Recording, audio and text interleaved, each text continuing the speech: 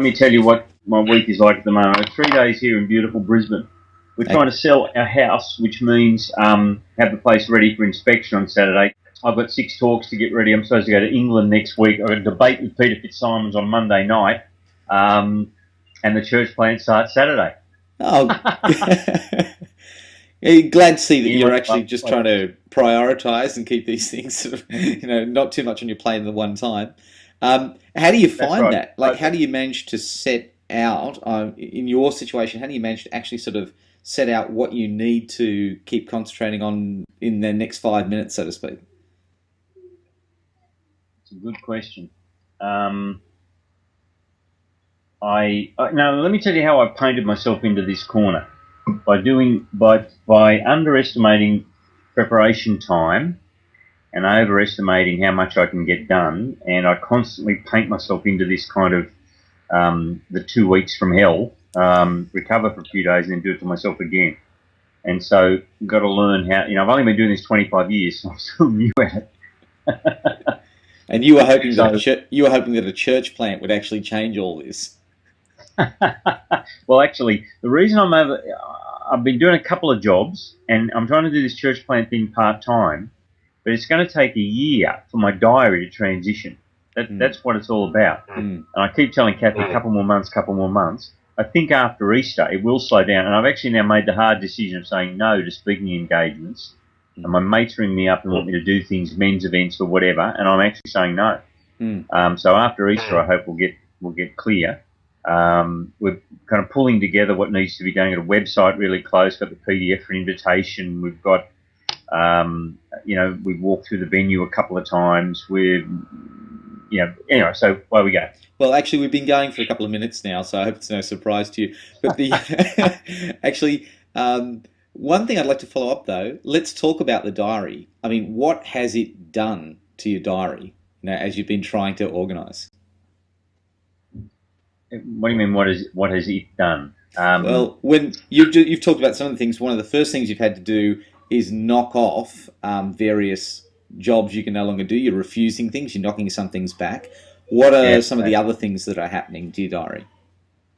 I reckon for the last, almost the last 10 years, I've been an itinerant evangelist. So probably average of, I think, let me think, 1 year I spoke 150, 200 times at different places and things for people.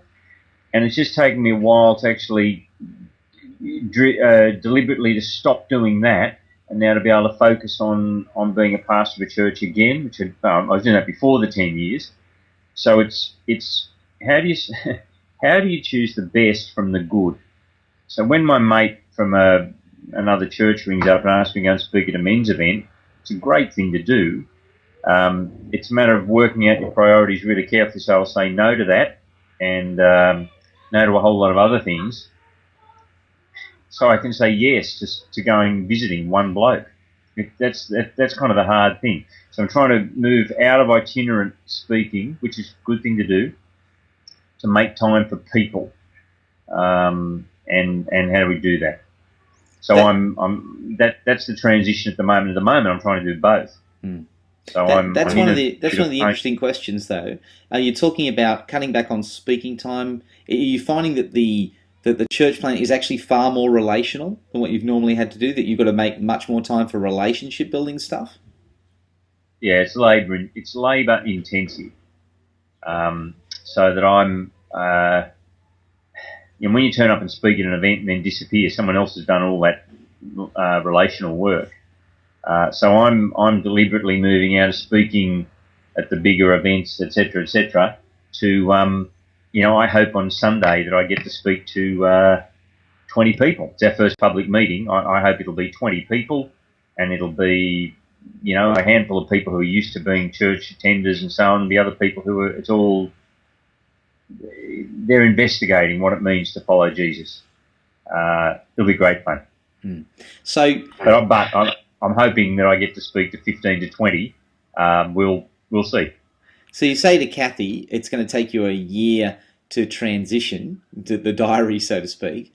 What is the diary going to look like? I mean, do you have a picture in your head? What do you think your diary is going to look like in a year's time? What would you hope that it looks like?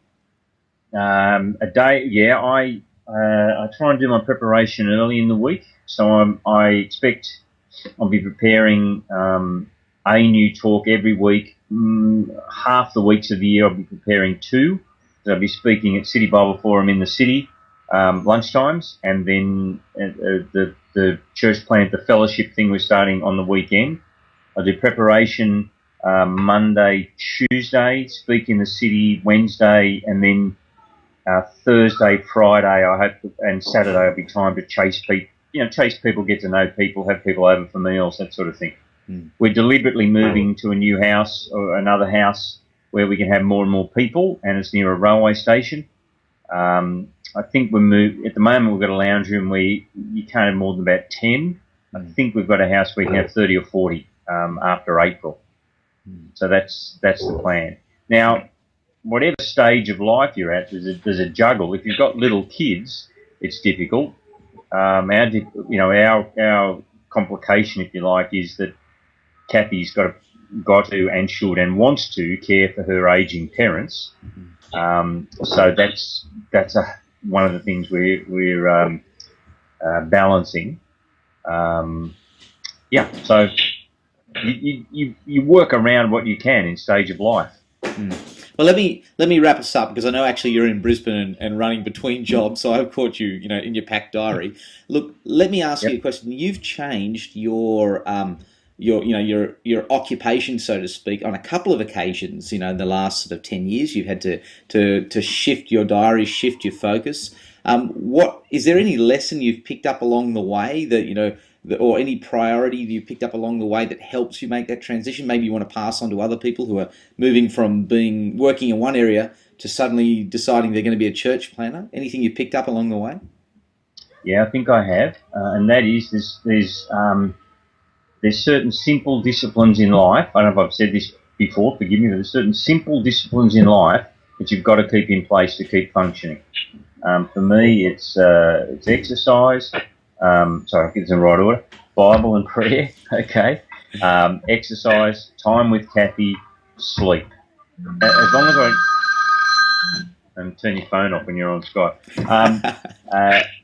As long as you can keep, you work out the 4 or 5 really important things and just keep them in your diary. It almost doesn't matter what happens the other 14 hours of the day, as long as you're doing those things. That you'll keep functioning. But neglect the simple things like stop sleeping right, stop eating right, stop praying, stop spending time with your wife, and within a few months you're going to be at crisis mode. If you keep the fundamentals right, look, in a year's time I won't even remember what I'm stressed about now. Okay? But in a year's time I need to be married, healthy, Christian, all those things. So I think that's what I've learned, and also I always underestimate how much time and emotional effort it takes to do things. So I consistently don't schedule a little bit of downtime after big events.